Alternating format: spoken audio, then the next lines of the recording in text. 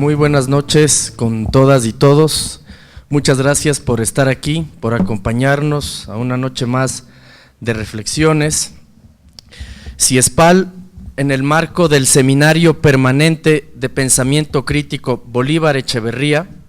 ha abierto este espacio para dialogar con intelectuales y especialistas sobre las distintas corrientes que hoy tratan de proponer alternativas transformadoras al neoliberalismo. Esta noche tenemos el agrado de presentarles el conversatorio sobre populismo y hegemonía en el siglo XXI. Para ello, contamos con la presencia de la profesora de Flaxo Ecuador, Luciana Cadaya, quien es doctora en filosofía por la Universidad Autónoma de Madrid, ha sido docente e investigadora en el máster de Filosofía de la Historia, Democracia y Orden Mundial en la misma universidad, y es investigadora invitada en la Universidad Friedrich Schiller y en la Universidad de la Sorbona París I, así como en la Escuela de Altos Estudios de Ciencias Sociales de París. Contamos también con la presencia del profesor José Figueroa, quien posee un PhD en Estudios Culturales Latinoamericanos y Literatura Hispanoamericana por la Universidad de Georgetown y un PhD en Antropología Social por la Universidad Rovira Virgili, Tarragona, España. Actualmente se desempeña como profesor de la Universidad Central del Ecuador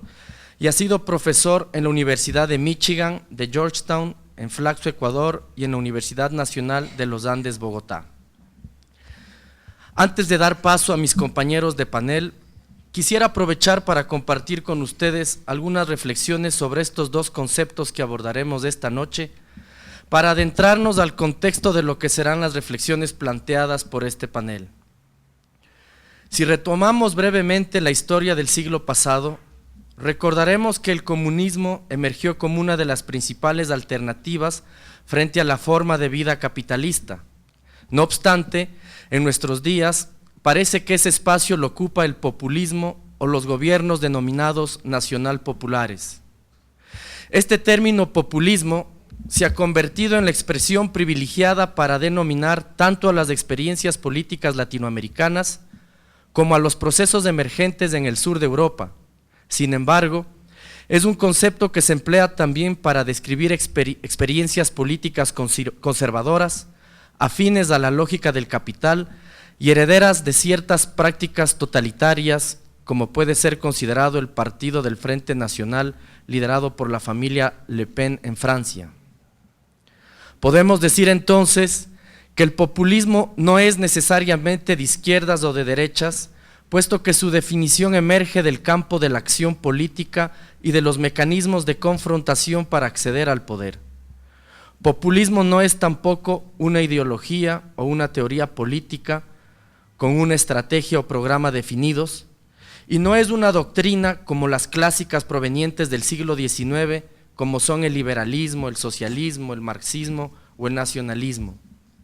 Las preocupaciones centrales del populismo son la participación popular y la radicalización de la democracia. Sin embargo,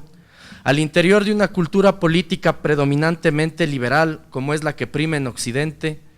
el populismo aparece cargado de una connotación negativa, vinculado sobre todo al mundo de las pasiones, de la llamada irracionalidad de las masas, y se lo percibe como una amenaza para la democracia. Se dice de él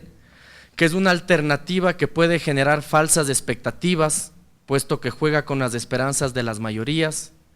que suele generar dependencia hacia la figura de una sola persona por sobre las instituciones a las que no permite consolidarse,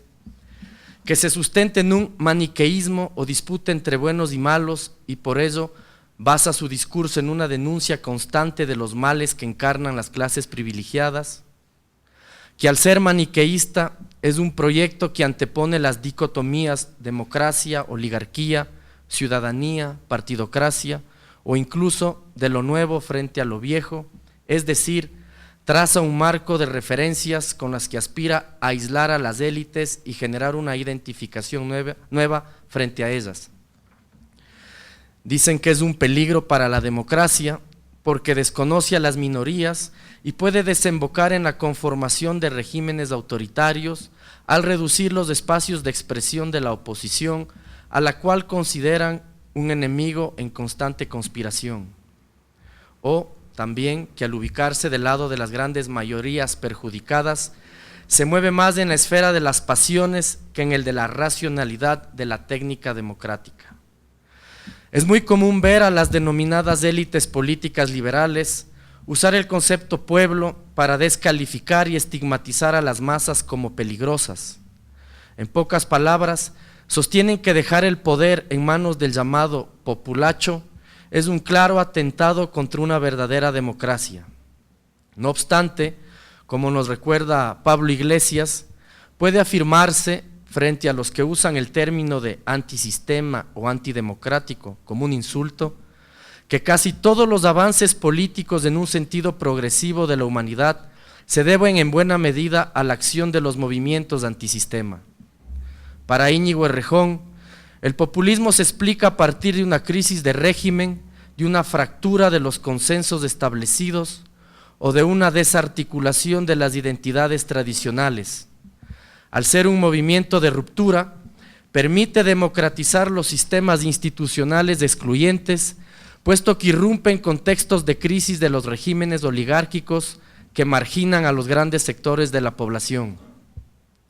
En América Latina en los últimos años, o entrado el siglo XXI, los gobiernos nacional populares emergieron del descontento ciudadano como una activación popular que buscaba recuperar la soberanía, generar políticas económicas redistributivas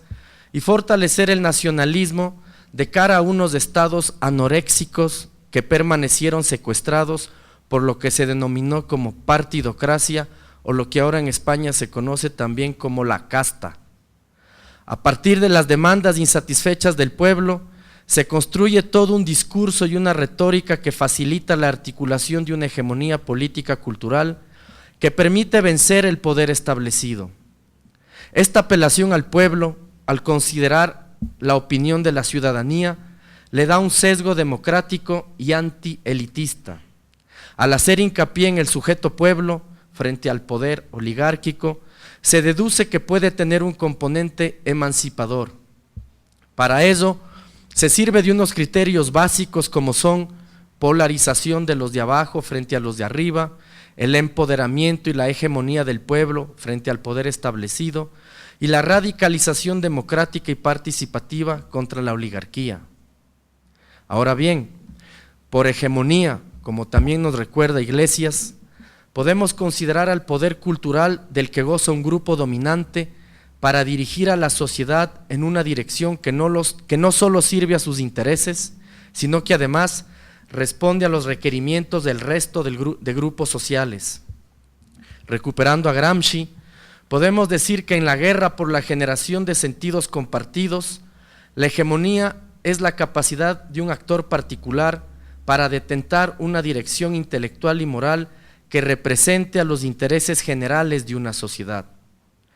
La hegemonía viene a ser de esta manera la capacidad de convencer a la mayoría de que un proyecto político es el mejor para la sociedad. Actualmente en la región podemos decir que son los movimientos y partidos relacionados con el llamado socialismo del siglo XXI los que mejor han comprendido quizás esta importancia de la construcción hegemónica. De igual forma, como sostiene Errejón, no podemos olvidar que las percepciones, los sentidos, los mitos son dimensiones con las que juega activamente el populismo, no son elementos que encubren la realidad, sino que por el contrario son productores y configuradores de realidad. A diferencia de las formas de participación liberal que buscan implementar un sistema basado en la institucionalización de la participación y el imperio de la ley, las formas populistas, como nos recuerda Carlos de la Torre, se basan en una incorporación estética o litúrgica más que institucional. El líder difunde mitos y símbolos que identifican al pueblo como el legítimo portador de los valores nacional democráticos, convoca a ritos y festejos con los que el sujeto colectivo se identifica y aprueba. El populismo y la hegemonía desde esta perspectiva son una política de reconocimiento simbólico y cultural que permite transformar las humillaciones sociales en fuentes de dignidad. Entender la política implica de esta manera comprender la necesidad de establecer fronteras, de construir voluntades e identidades colectivas y reconocer el papel que juegan las pasiones a la hora de luchar por alcanzar la hegemonía y tornarse el poder cultural del grupo dominante. Uno de los grandes problemas de la izquierda tradicional, como señala Chantal Mouffe, es que ha tenido pánico de movilizar las pasiones, puesto que piensa que únicamente es la extrema derecha la que se ocupa de ello,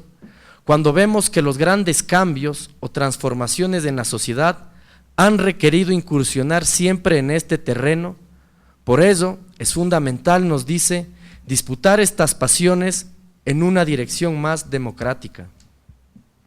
Quienes cuestionan el consenso neoliberal y afirman que sí es posible plasmar otras alternativas,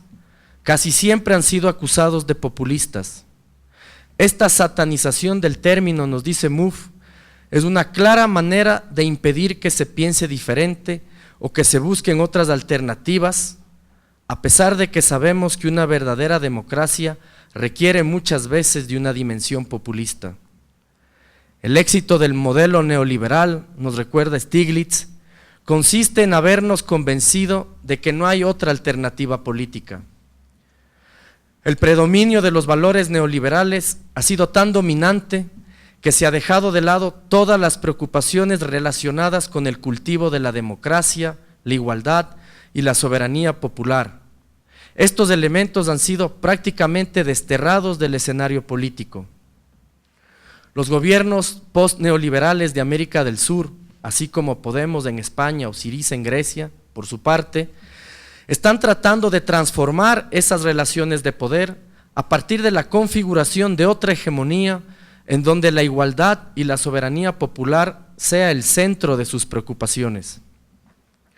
La democracia no puede negar la disputa política como herramienta de distribución de recursos. Avanzar en los procesos de democratización de la sociedad implica entonces incorporar nuevos actores capaces de alumbrar una nueva hegemonía en torno a las formas de distribuir, gestionar, disputar y conquistar el poder. Después de todo, como señala Iglesias, la radicalidad en la política no se va a medir ni por los principios políticos, ni por lo encendido de los discursos, sino por la radicalidad de los resultados, en la medida en que seamos capaces de democratizar los privilegios y convertirlos en derechos para todos. Desde esta perspectiva, consolidar el poder en favor de las grandes mayorías es actualmente, al interior de esta americanización de la modernidad, el mayor desafío del siglo XXI.